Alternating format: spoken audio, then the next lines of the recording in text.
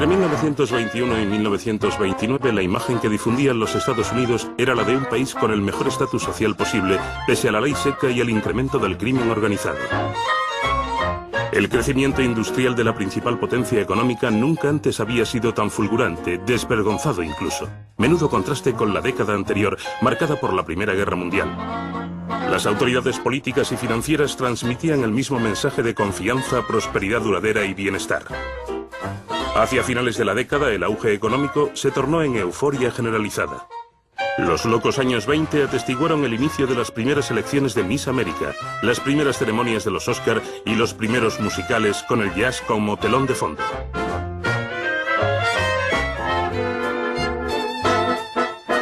En 1919 había 6 millones de automóviles en Estados Unidos. 10 años después había 27, a saber, 1 para cada 5 estadounidenses.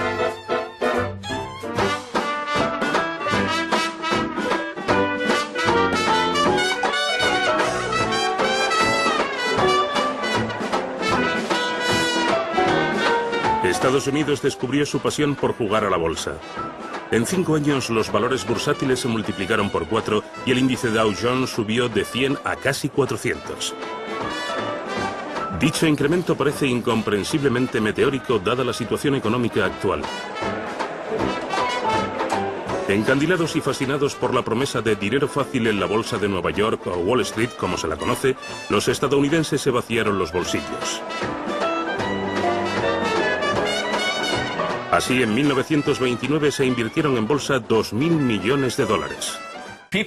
La gente, sobre todo los estadounidenses, siempre han tratado de enriquecerse rápido, con la salvedad de que en los años 20 parecían existir más medios que nunca para lograrlo, e invertir en bolsa era uno de ellos. Suponía una nueva forma de riqueza, pues comprabas una acción, digamos a $20, sin saber siquiera qué era la bolsa, y al día siguiente había subido a 23 y al otro a 27 sin mover un solo dedo.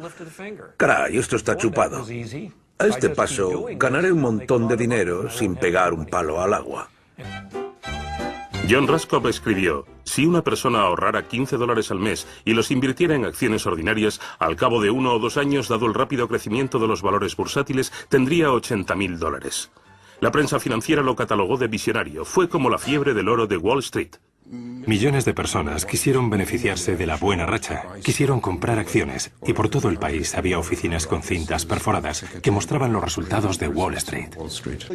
Se establecen agencias de corredores en los pueblitos, las aldeas y las pequeñas urbes de Estados Unidos, conectadas mediante teletipo a la sede central de Wall Street, que animan a la gente de la calle a participar.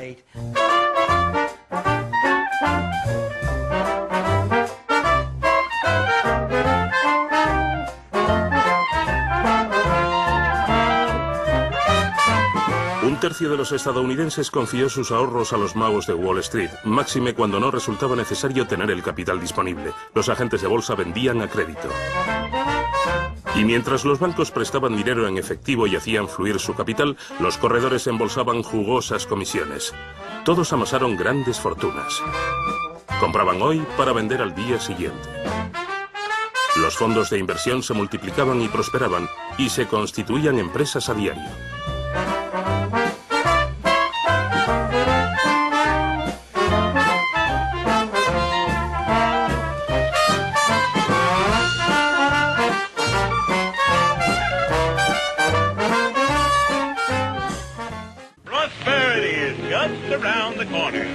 El nuevo presidente de Estados Unidos, Herbert Hoover, basó toda su campaña en un único eslogan: la prosperidad está a la vuelta de la esquina. Incluso lo transformaron en una canción. Él, al igual que los mejores economistas, consideraba que el auge del mercado bursátil quedaba perfectamente justificado por la estabilidad global de los precios, la prosperidad y las perspectivas favorables de la economía norteamericana. The determination of the American people, and opportunity must be given for the expression of popular will, and we should keep it so. Se podía ganar más dinero corriendo riesgos cada vez mayores, lo que provocó un incremento de los precios de las acciones y una buena disposición de solicitar créditos en exceso, a fin de crear una estructura que, una vez resquebrajada, se desmoronó completamente. Algunos, como el estadístico Roger Babson, advierten de que se está jugando con fuego, pero nadie les hace caso. Roger Babson declaró en septiembre, un mes antes de la bancarrota: antes o después sufriremos una depresión económica que será terrible, incluso colosal. La bolsa caerá por su propio peso y habrá una rebatiña demencial sin precedentes.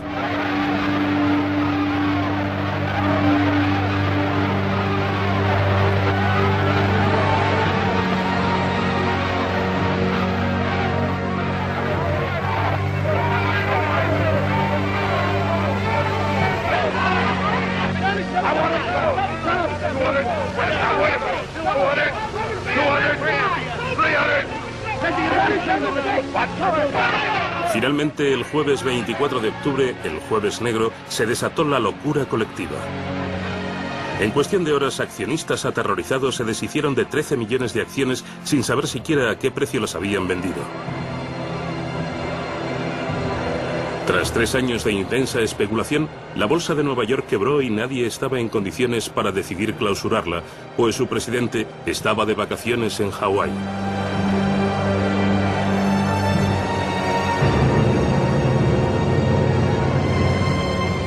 La burbuja especulativa explotó causando pánico financiero. La bolsa se desplomó como si de un dominó se tratara. Las pérdidas acumulativas ascendieron a 30.000 millones de dólares.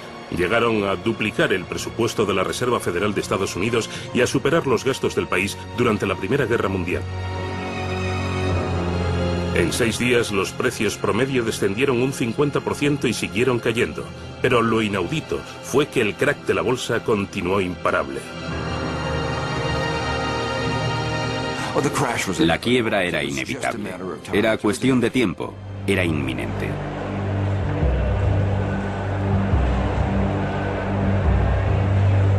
La bolsa parece una estación ferroviaria al principio de las vacaciones, escribió el Wall Street Journal, un torrente de liquidación. Hombres y mujeres se daban empujones para intentar averiguar lo que ocurría. Tantas cifras y letras resultaban incomprensibles para los profanos en la materia, pero auguraban la ruina.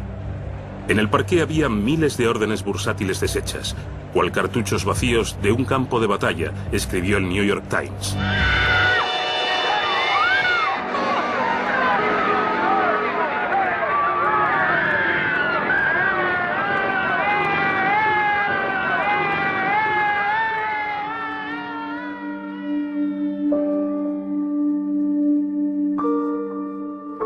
Se propagaron rumores disparatados. Se dijo que 11 especuladores se habían suicidado.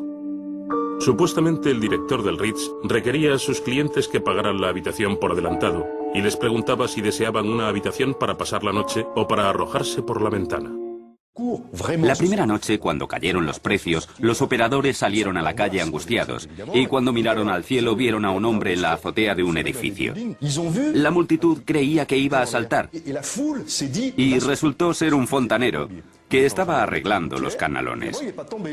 No se lanzó, pero la gente esperaba que sí. Les gustaba ver suicidarse a los especuladores. Se habían forrado, de ahí que quisieran verlos suicidarse. El Jueves Negro, Herbert Hoover rehusó ir a Wall Street, eligiendo cenar con Marie Curie, que estaba visitando la Casa Blanca. Él le recordó que había sido ministro de Comercio antes de ser elegido presidente y que Norteamérica estaba segura de sí misma y gozaría de una prosperidad perpetua.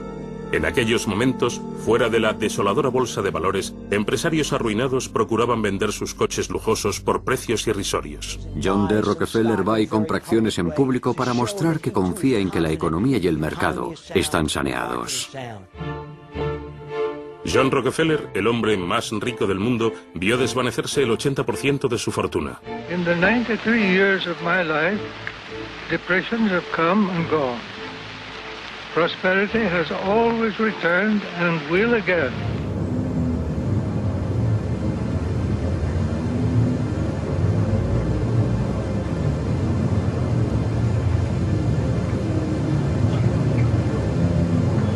Gathered outside the stock exchange are due to the greatest crash in the history of the New York Stock Exchange market price.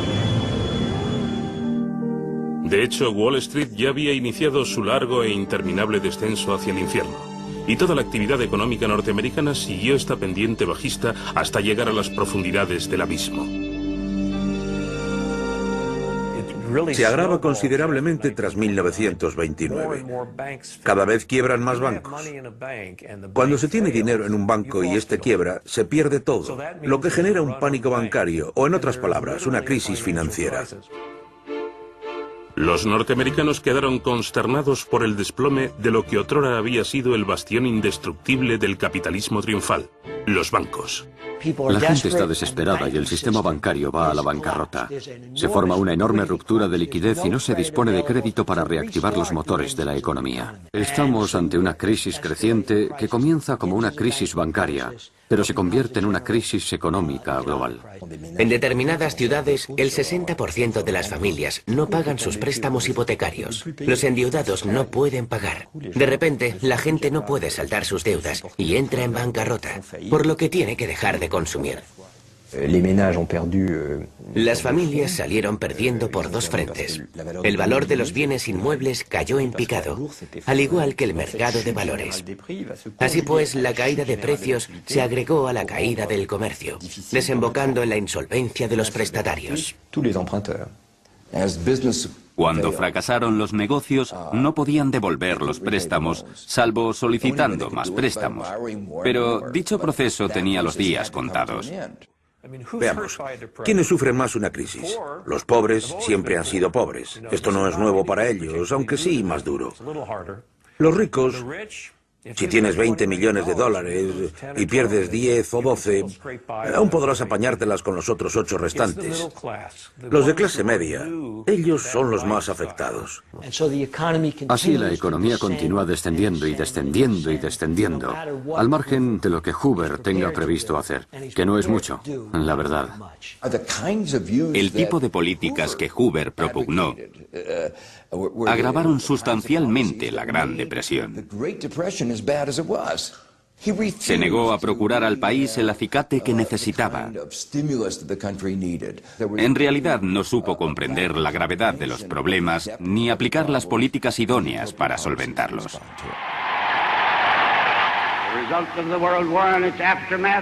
Al objeto de dar confianza al mundo financiero, Hoover decidió repatriar urgentemente a Estados Unidos capital prestado a Alemania. Fue una medida devastadora y un error monumental. A Alemania, recién salida de la guerra, le hizo muchísimo daño la retirada de capital estadounidense. La primera transferencia crediticia representó un desastre para la economía alemana. La cantidad de préstamos estadounidenses fue apabullante. El Reichsbank tuvo que enviar 14.000 millones de marcos a Estados Unidos en oro y en divisas. Los inversores se arruinaron y los bancos saqueados fueron asediados. El funcionamiento del sistema financiero internacional, sin duda, contribuyó a la propagación de la crisis en Alemania, lo que se tradujo en la contracción de la economía. Este fue uno de los factores que contribuyó a la espiral descendente.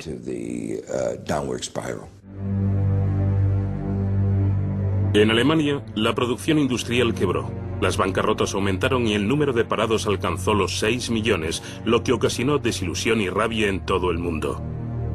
Se convocaron huelgas de hambre en varias ciudades y resurgieron los comedores de beneficencia.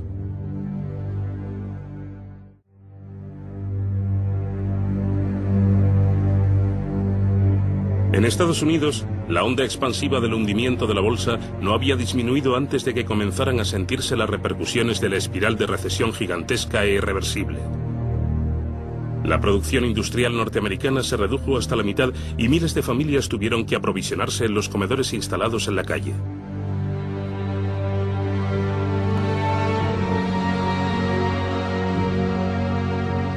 Los bastiones más sólidos de Estados Unidos se desmoronaron tras el crack de Wall Street, un hecho que contrastaba crudamente con el periodo reciente de crecimiento rápido. 1 de cada 5 trabajadores estaba en paro y la población parecía anestesiada. En Nueva York, donde cada mes 17.000 familias se quedaban en la calle, cientos de miles de parados, incluidos muchos oficinistas, luchaban por sobrevivir, soportando horas de frío con el fin de conseguir un cuenco de sopa y un trozo de pan.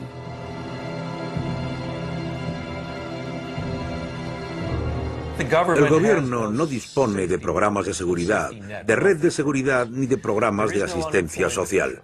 No existe un seguro de desempleo, de tal modo que cuando la gente pierde el trabajo y termina de rodillas en la calle, no tiene a quién recurrir, salvo a organizaciones benéficas privadas que no dan abasto.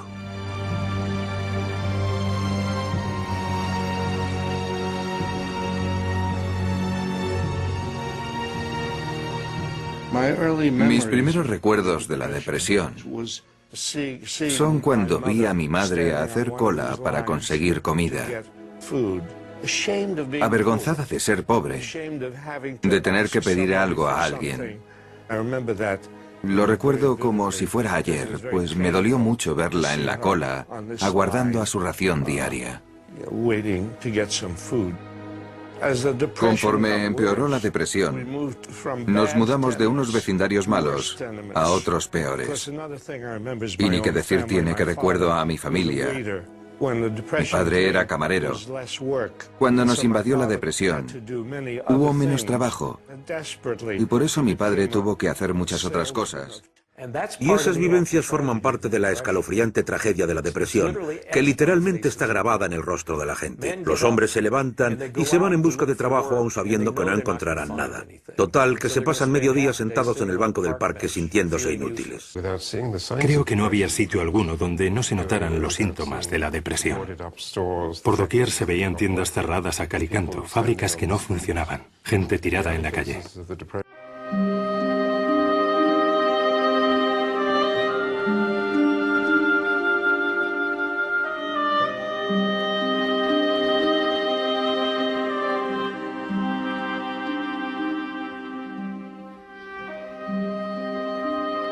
Rotos por la recesión y resueltos a hacer de todo para sobrevivir, cada vez más ciudadanos participaban en numerosos maratones de baile, una variante de los años 30 de los antiguos juegos circenses. El reglamento de dichas pruebas era sencillo. Las parejas tenían que aguantar bailando lo máximo posible, a veces varios días, con la esperanza de ganar los $500 que se llevaba la pareja que más aguantaba bailando sin parar. Era un espectáculo reconfortante para un público que iba a verlo con el ánimo de olvidarse de su propia miseria. Los organizadores habían pensado en todo: médicos, camas y alimento. Cuando menos, los perdedores podían comer algo.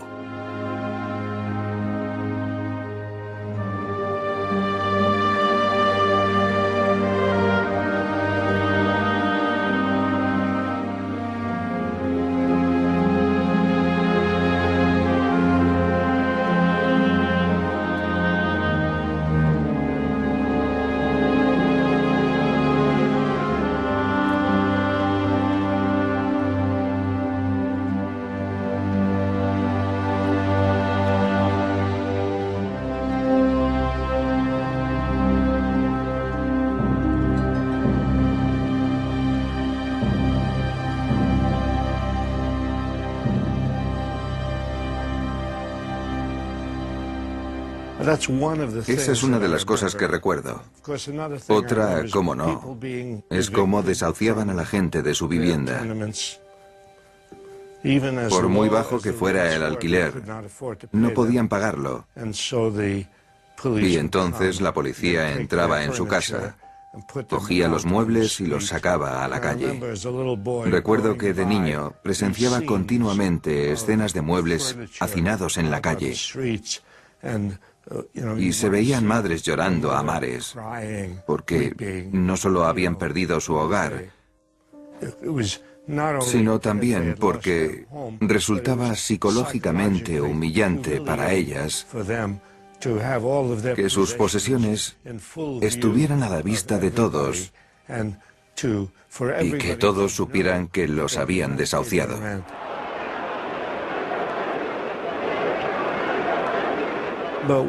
En un par de ocasiones fui testigo de actos de rebelión con personas que metían los muebles en casa y que se atrevían a desafiar a la policía. Por todo Estados Unidos hay ciudades campamento de indigentes denominadas Hoover ciudades, en desdén socarrón por el daño que Hoover había infligido al país. En Central Park de Nueva York hubo un sinfín de Hoover ciudades que durante muchos años fueron la vergüenza de nuestra sociedad. Once I lived the life of a millionaire. spending my money, Lord, I didn't care.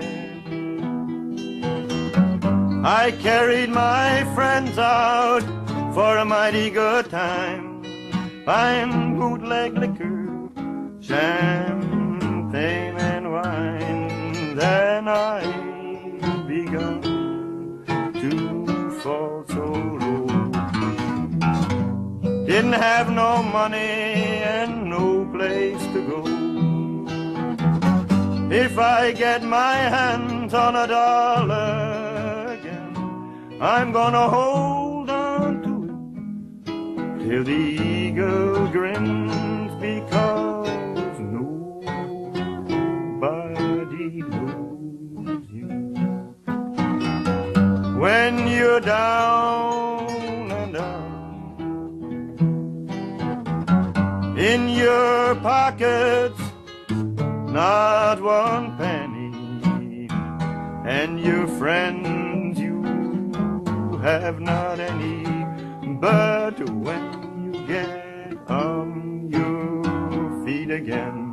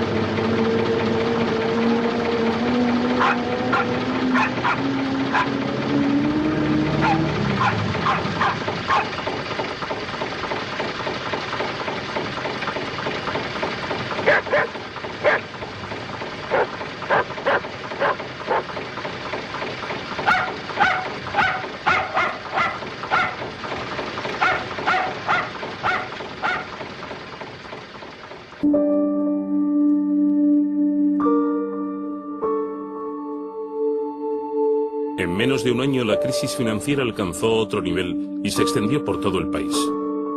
En el campo la situación era alarmante, peor que en la ciudad. El valor del trigo descendió un 50%. La caída espectacular de los precios agrícolas socavó a los granjeros y no pudieron vender sus productos. Había millones de toneladas de comida, pero nadie podía comprarla. A los granjeros que no pudieron liquidar sus deudas se les despojó de sus propiedades y se pusieron a vagar por los caminos.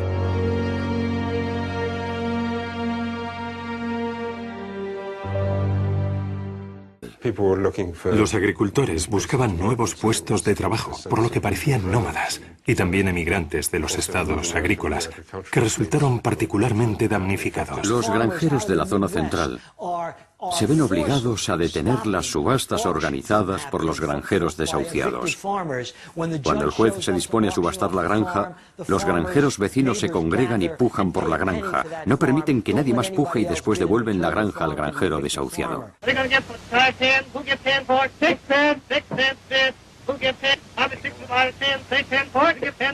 Take it out. We can't use that stuff. We got to go back to the mule. I got a dime for 15 I got. 20. Sold her. Outside with her. We'll knock them in the head. They're not worth anything. En las regiones rurales no tienen a dónde ir. Pero la auténtica tragedia de todo esto, la ironía acerba, es que los granjeros destruyen sus cosechas porque, literalmente, no pueden llevarlas al mercado por los precios que piden, y por eso la gente se queda sin comer y se muere de frío al no tener ropa, cuando los almacenes están repletos de ella. Hay hogares y pisos vacíos, mientras la gente tiene que dormir en la calle, en el metro y sitios por el estilo. Esa ironía es lo realmente crispante de la depresión. Se trata de un sistema económico que estalló entre 1929 y 1932. Y cuando hay una explosión de esta envergadura, cuesta mucho recomponer las piezas y seguir como si nada hubiera ocurrido. En 1931 la industria siderúrgica funciona al 10% de su capacidad. El desempleo pronto afectará al 25% de la población activa. El país estaba inquieto, estaba revuelto. Cada 2 por 3 había huelgas, piquetes y manifestaciones. El Partido Comunista lideraba una lucha por los derechos de los trabajadores. En aquel entonces la pobreza estaba a la orden del día y muchos afirmaban, sí, esta es la única organización que hace algo contra la depresión económica. El movimiento obrero de los años 30 es inconcebible sin contar con el apoyo crucial del cuadro militar de los partidos comunista y socialista. Esto ocasiona un ciclo de represión. Se desata la violencia, hay manifestaciones, asesinatos, pero no estalla ninguna revuelta, aunque sí se originan escenas impactantes y rebeliones esporádicas.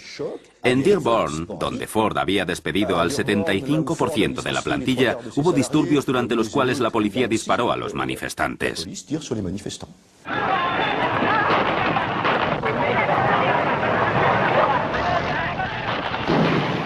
En las fábricas de Ford, cuyo número de trabajadores pasó de 130.000 a 37.000, quienes fueron lo bastante afortunados de conservar su puesto, vieron cómo su salario mensual disminuía de 50 a 16 dólares, y cuando convocaron una huelga, la policía abrió fuego matando a 5 empleados e hiriendo a decenas de ellos. Herbert Hoover toma medidas muy ofensivas, y tal vez la que se lleve la palma sea cuando envía tropas para que disuelvan el denominado Bonus Army atrincherado en Washington y compuesto por veteranos de la Primera Guerra Mundial, que exigen un adelanto de las primas que les habían prometido a su regreso de la Guerra Europea en 1918. Presentaron una demanda al Congreso, pero este la desestimó.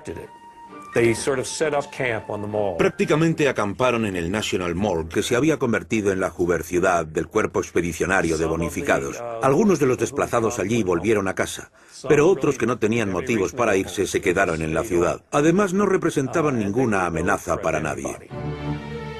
Hubo 2 soldados que llevaron a Hoover por mal camino, el comandante Dwight D. Eisenhower, futuro presidente de Estados Unidos, y sobre todo el general Douglas MacArthur. Douglas MacArthur, que quede claro, era la típica persona a quien cuando se le metía una idea en la cabeza, jamás la consideraba equivocada. Y resulta que se le metió en la cabeza que esta gente constituía una grave amenaza para la República, que podrían destruir el Congreso o cometer alguna barbaridad. Y el caso es que solo eran familias, no un ejército, y ni siquiera iban armadas.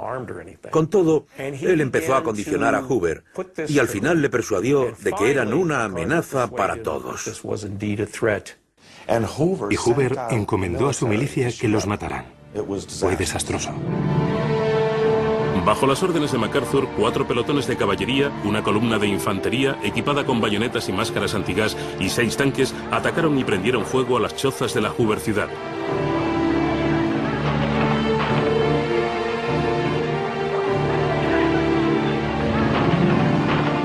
Acribillaron a 2 personas y una tercera, un bebé de 2 meses, murió asfixiado por el gas lacrimógeno.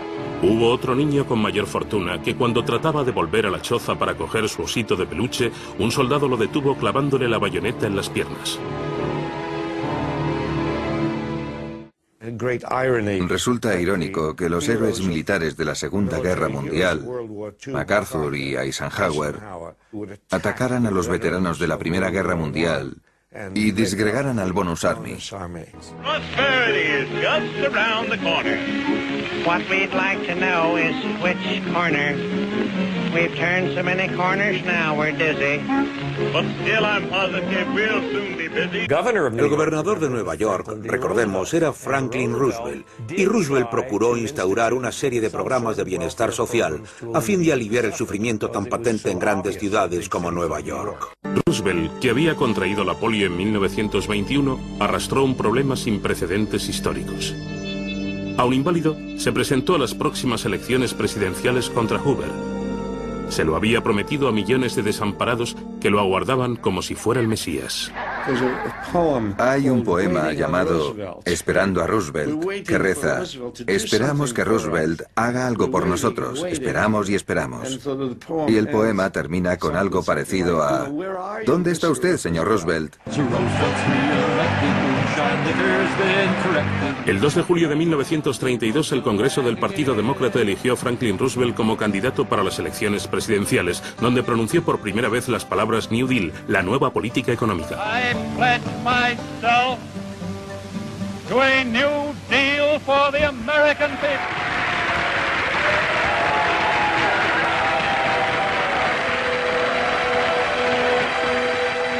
En este contexto tan dramático, las elecciones de noviembre de 1932 comportaron una trascendencia simbólica. Roosevelt prometió frenar los efectos devastadores de la crisis de 1929 con medidas tales como la reforma del sistema bancario, la garantía de una divisa próspera y de auxilio económico y social.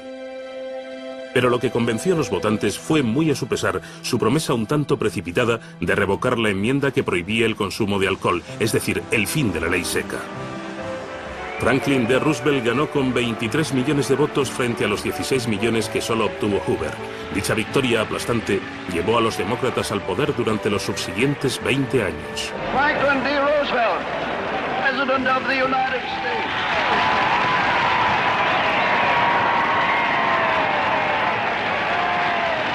Let me thank you again and tell you that I hope to see you all very soon and bid you an affectionate good night. En noviembre de 1932, Estados Unidos acababa de elegir a Roosevelt. Entretanto, Alemania estaba en una encrucijada en cuanto a su destino. La crisis económica hizo que muchos alemanes preocupados y desesperados se volcaran en los brazos de Hitler. El capital repatriado a Estados Unidos le atribuyó un éxito inmediato. «No van a sentar a un pintor en el trono de Bismarck», exclamó Roosevelt. Aún recuerdo las canciones hitlerianas y las esvásticas por todas partes. De repente, nos hallamos ante los acólitos de Hitler, que asedian uniformados el Reichstag y se dedican a pegar a la gente de la calle. Su reinado de terror comienza en otoño de 1932. Los alemanes estaban convencidos de que la pureza racial era la única solución. Para Hitler, los judíos eran un veneno que había de ser eliminado. Así surgieron tantos chivos expiatorios. Los judíos eran responsables al representar el capitalismo global. De ahí que se aliaran a los norteamericanos. Hitler obtuvo menos del 2% de los votos en 1929, por lo que se requirió una inusitada concomitancia de acontecimientos para que pasara del 2% en 1929 al 33% en 1933. Se dice que los desempleados le votaron, pero no es cierto, ya que más bien fueron las clases medias, arruinadas y desorientadas, las que votaron a Hitler. Creo que, sin lugar a dudas, la crisis económica, la crisis global económica de aquel periodo es la principal responsable del auge de Hitler. Se producen movimientos similares incluso en un país tan apacible, en lo político, como Estados Unidos. Se advierte un crecimiento de los movimientos fascistas contra los judíos y los financieros semitas de Wall Street, que son los principales instigadores de la depresión, los Shylocks, que están saqueando la economía estadounidense. La crisis acentuó el incremento del populismo y el extremismo. Tuvo lugar un recrudecimiento del antisemitismo, la xenofobia y el racismo. El Ku Klux Klan contaba con 4 millones de afiliados, principalmente en el sur. Sus estatutos manifestaban: «Nuestro deber consiste en mantener para siempre la supremacía de la raza blanca». Proclamaron su odio por los extranjeros, los judíos y en particular los negros, a quienes perseguían de noche para lincharlos. La gente se olvida de lo peligroso que resultó aquel periodo para la política de Estados Unidos y del mundo entero. La democracia norteamericana se vio amenazada por las rigurosas circunstancias económicas. Los años 30 están repletos de indicios de levantamientos sociales de la derecha que podrían catalogarse como fascistas o nazistas.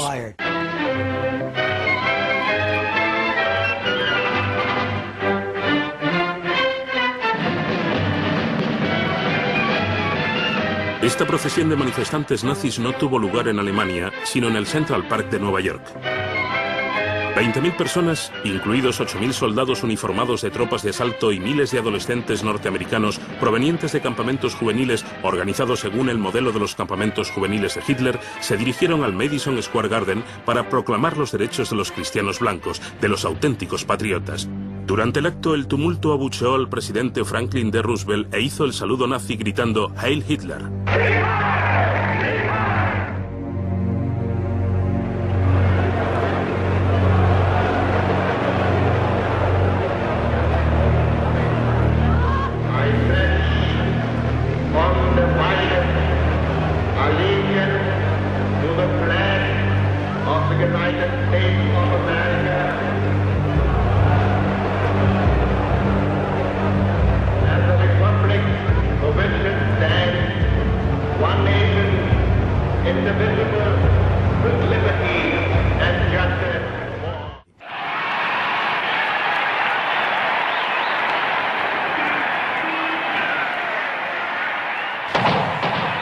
El 15 de febrero de 1933, 2 semanas después de que Hitler subiera al poder, Roosevelt se libró por los pelos de un atentado mientras pronunciaba un discurso en Miami. Pero el alcalde de Chicago recibió 2 tiros en su lugar y murió agradeciendo a Dios haber perdonado la vida a Roosevelt.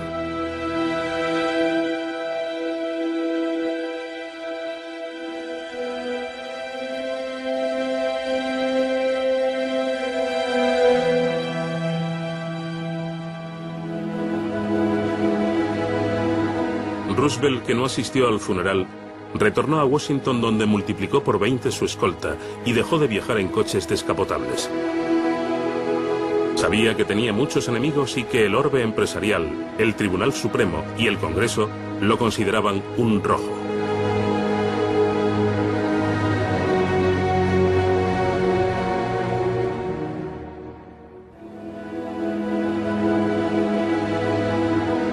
En el coche que transportó a ambos presidentes, Hoover apenas me dio palabra con Roosevelt. Sabía que el nuevo presidente no le perdonaría la vida en su discurso inaugural y no lo lamentaría. Solo un necio puede negar la sombría realidad del presente. Quienes han gobernado han fracasado, puesto que únicamente conocían las leyes de las ganancias. Le escribieron 500.000 norteamericanos antes de entrar en la Casa Blanca para darle la bienvenida y alentarlo. Roosevelt tomó posesión del cargo e incluso realizó un esfuerzo sobrehumano para dar a la multitud la impresión de que caminaba, cuando en realidad lo llevaban su hijo y un guardaespaldas.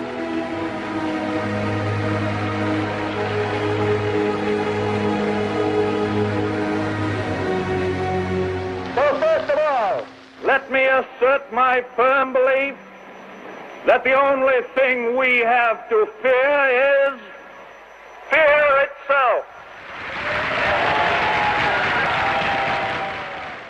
I can assure you that it is safer for you to keep your money in a reopened bank than to keep it under the mattress. Lo que Roosevelt posee, que le falta a Hoover, es una actitud abierta. Él experimenta, desea oír voces disidentes, incluso voces con las que no esté conforme. Además, reconoce que la crisis es grave y hay que probar algo. Y si ese algo no funciona, hay que seguir intentándolo y no quedarse de brazos cruzados. Roosevelt creó los cimientos para un nuevo mundo, pero al mismo tiempo no tenía un proyecto concertado. Era cosa de ir tanteando el terreno. La gente no tenía nada que la sustentara durante aquellos tiempos misérrimos, ni siquiera los medios para conseguirlo. Franklin Roosevelt admitió que dicha crisis de consumo mínimo era mortífera, potencialmente fatídica. Para superar la recesión, se contrató a los desempleados para que cavaran hoyos, que posteriormente rellenarían. Daba igual que fuera útil. Lo que importaba era restaurar su capacidad de empezar a consumir para evitar que cayeran rodando por la pendiente de la recesión. Roosevelt sacó partido a cierta mitología de Estados Unidos. A la gente sana le dieron palas para construir caminos. El talento de Roosevelt residió en idear eslóganes y en iniciativas políticas. El hombre medio se convirtió en el núcleo de su coalición, a diferencia de la de Hoover, que representó al mundo empresarial. Después de los bancos, Roosevelt decidió limpiar Wall Street, como había prometido al anunciar su New Deal. ¿Qué duda cabe de que hubo un New Deal, una nueva política tangible? Existían nuevas normativas para detener los chanchullos financieros que habían causado la crisis. Para gestionar la Comisión Nacional del Mercado de Valores, Roosevelt eligió a Joseph Kennedy, padre del futuro presidente de Estados Unidos. Roosevelt quiso nombrarlo secretario del Tesoro, el ministro de Hacienda, pero el Congreso se negó taxativamente porque Kennedy había sido acusado por una comisión del Senado de especulación y desfalco bursátil, pero sobre todo por su papel en el crack de la bolsa de 1929. Roosevelt sabía que Kennedy era uno de los más inteligentes, taimados e inescrupulosos, pero a fin de cuentas se codea con banqueros y abogados. Están poniendo al zorro al cuidado del gallinero, declaraban sus detractores. Sin embargo, el presidente tenía motivos para hacerlo, pues como él dijo, el señor Kennedy se conoce todos los trucos. La ingenuidad y la falta de tacto de Roosevelt en ocasiones fueron sorprendentes. Ante un grupo de jóvenes obreros que se habían alistado para poder alimentarse, declaró: I wish that I could take a couple of months off from the White House and come down here and live with them, because I know I'd get full of health the way they have. The only difference is that they've put on an average of about 12 pounds apiece since they got here, and I'm trying to take off 12 pounds. A Roosevelt se le daba bien calmar a la gente, convencer a la gente de que el gobierno se preocupaba por ellos y podía mitigar su sufrimiento.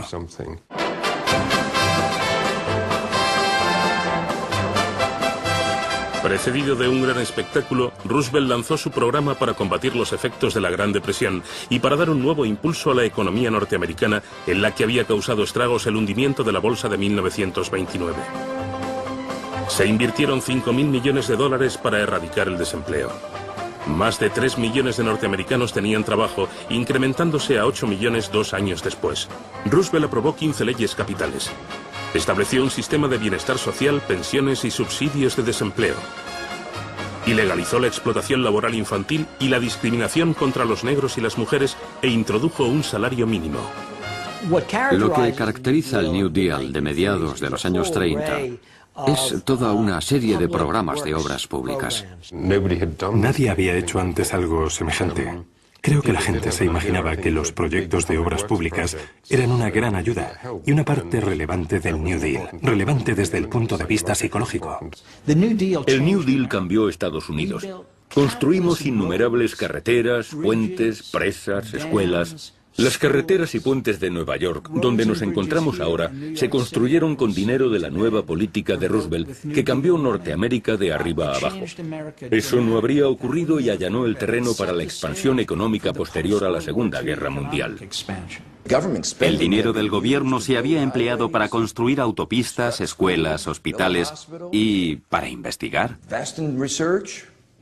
Pasamos a un estado de bienestar que no conocíamos hasta entonces y procuran abordar simultáneamente la industria, la construcción, el bienestar, la situación social, la seguridad social, todo al mismo tiempo.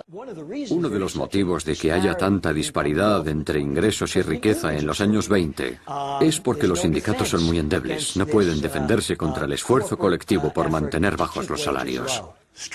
Declararse en huelga sigue siendo ilegal en Estados Unidos, de manera que entonces un sindicato laboral no existía a efectos legales. Pero todo eso cambia en los años 30, cuando una serie de alzamientos sociales arrastran el espectro político norteamericano hacia la izquierda, lo que repercute enormemente en el propio Roosevelt. Secundado por la opinión pública, Roosevelt decretó el derecho de que todos los trabajadores norteamericanos tuvieran representación sindical. Fue una auténtica revolución, pero su implantación se topó con la reticencia del mundo empresarial y los mandamases corporativos. En muchas empresas se convocaron huelgas y sentadas en protesta por la negativa de sus dirigentes a reconocer los sindicatos. Pero al final los dirigentes cedieron cuando la industria quedó paralizada.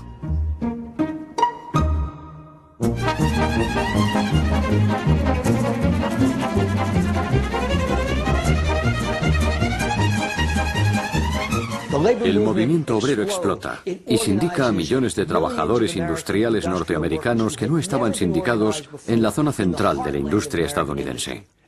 Y eso es lo que condujo a la oleada de huelgas y puso a Roosevelt entre la espada y la pared. No creo que lamentara nada de eso, pero sin duda complicó bastante la reactivación socioeconómica. En San Francisco hubo una huelga general, toda la ciudad se paralizó. Minneapolis declaró otra huelga general. Cientos de miles de trabajadores del sur que trabajaban en fábricas textiles se unieron a la huelga.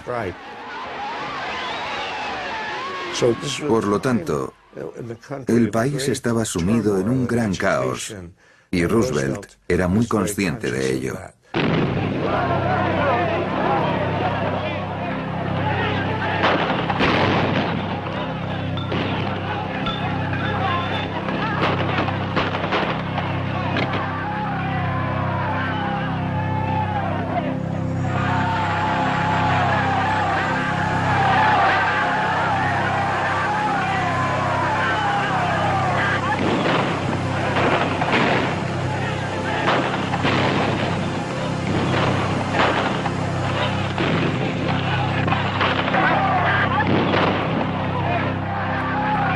El gobierno del New Deal respaldó a los jefes aun cuando estos habían desacatado las nuevas leyes. Las acerías de Chicago se negaron a aceptar los sindicatos. Enfrentada con la cuasi insurrecta naturaleza de las huelgas, la policía, con ayuda de la milicia de los dirigentes, mató a 10 trabajadores e hirió a casi 100. Roosevelt, que no condenó la masacre, mandó a la Guardia Nacional. A los líderes políticos del país, tanto del Partido Republicano como del Demócrata, les entró pánico al ver la agitación del país, al ver que un tercio de la población activa estaba en paro y al ver que las huelgas y los disturbios no habían cesado. Las corporaciones acaudaladas se opusieron a Roosevelt, ya que les preocupaba si el sistema capitalista sería capaz de sobrevivir. Las comunidades empresarial y financiera se vuelven de lo más hostiles. Denuncian a Roosevelt empleando los calificativos más abyectos posibles: tullido, judío, comunista, homosexual. No hay apelativo que no le regalen. Están furiosos por cómo ha abandonado a la clase que en el fondo lo ha amamantado. Lo consideran un traidor. Y Roosevelt les pregunta, desconcertado hasta cierto punto, pero ¿por qué me odiáis tanto si lo que intento hacer es salvar el capitalismo? A few timid people who fear progress will try to give you new and strange names for what we are doing.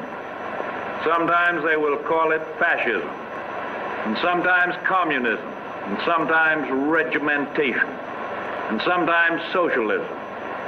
But in so doing, they are trying to make very complex and theoretical something that is really very simple and very practical. El único sector que no mejoró fue el agrícola. Para contribuir a la supervivencia de los agricultores, Roosevelt les mandó reducir su producción con el fin de impulsar los precios agrícolas a cambio de remuneración. Así y todo, esta política fue refutada por varios economistas que consideraban que el gobierno estaba llevando a cabo una destrucción injustificable de la riqueza que era contraria a la moralidad más elemental. La prensa empezó a criticar a Roosevelt por su falta de ideología y por tomar decisiones contradictorias. Roosevelt es un camaleón con cuadros escoceses, escribió el New York Times. Los agricultores estaban enfadados por la caída de los precios agrícolas, así que exigieron programas gubernamentales que les remuneraran por sacrificar su ganado y quemar sus cultivos al objeto de incrementar los precios, bajo el mandato de Roosevelt, lo que es de locos, debido a que la gente estaba muriéndose de hambre. Entonces, ¿por qué destruir productos agrícolas de calidad? Pues porque ellos pensaban que el problema era que había demasiados. Se me ponen los pelos de punta, porque en definitiva estaban suicidándose. En algunas regiones la verdad es que la pobreza y el hambre se acrecentaban a pasos agigantados.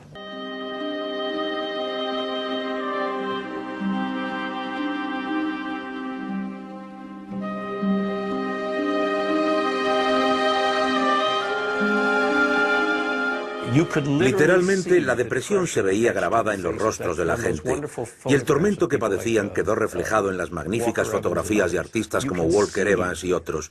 Fue como un cáncer que iba devorando el espíritu del pueblo estadounidense.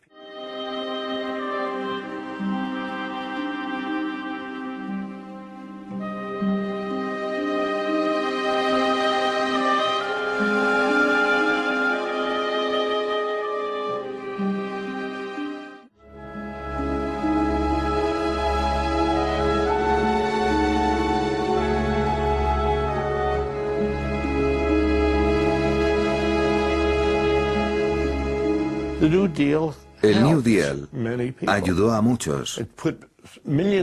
Proporcionó trabajo a 6 millones de personas y a cientos de miles de jóvenes.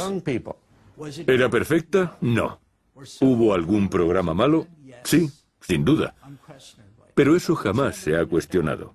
El New Deal triunfó y fracasó al sacar al país de la Gran Depresión. La economía se recuperó, pero no alcanzó cotas pretéritas ni hablar. Sin embargo, el desempleo cae, las fábricas se reabren y la gente, gracias a la legislación de la nueva política de Roosevelt, vuelve a tener casa propia y puede pagar sus préstamos hipotecarios. Hubo una subida fulgurante en la economía, una expansión meteórica, y para 1937 el PNB, los ingresos totales del país, alcanzaron el nivel de 1929, tras una caída en picado durante los primeros 4 años.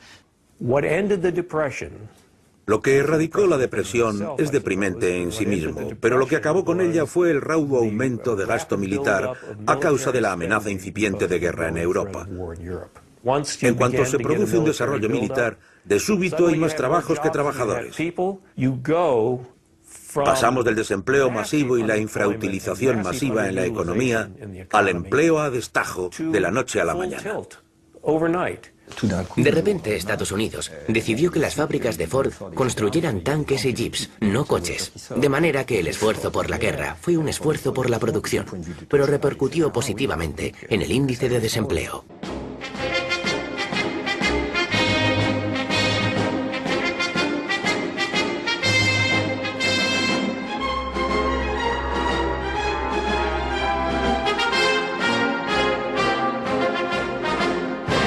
Ninguno de los esfuerzos de Roosevelt logró restaurar la industria norteamericana a su nivel previo al Jueves Negro.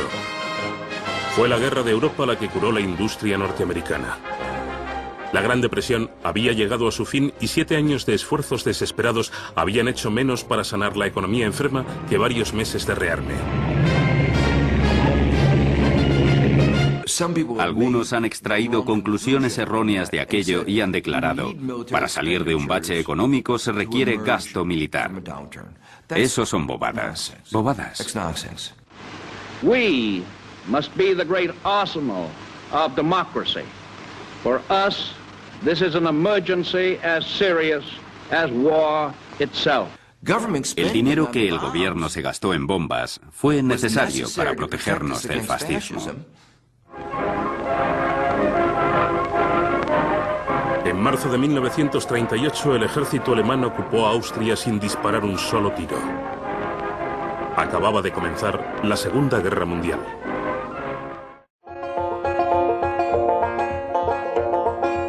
2 million bushels of North African grain, resold to Germany for Swiss francs, paid for by a consortium of banks with a deal in futures that the stock exchange unloads for coffee from Brazilian uplands, destined for Paris before the whole deal sinks. The checks, written in indelible inks, outer race Atlantics, winter hurricanes, our benefactors, 3 trusts they compete for honor, glory, power, and of course, profits for all happiness is contained.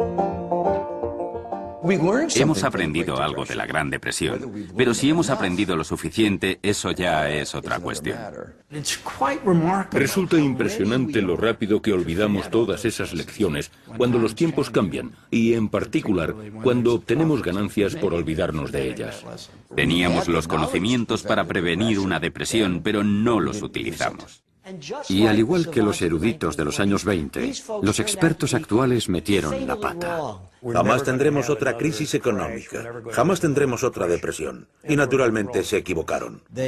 Poseían herramientas que podían haber implantado, pero no lo hicieron. Entre las tragedias se hallaba la adopción de una ideología dañina como tapadera para permitir que la industria financiera hiciera prácticamente lo que se le antojara. Y esto fue motivado por hombres y mujeres que encontraron un modo de enriquecerse y que afirmaron que estaban haciendo bien a la nación. La riqueza del 1% más rico del país se ha incrementado enormemente y la grieta que separa a ricos y pobres ha crecido muchísimo. Y eso es exactamente lo que sucedió en los años 30. Necesitamos un New Deal, una nueva política económica. La antigua solo funcionó en aquella época. Supuso una reacción a la Gran Depresión.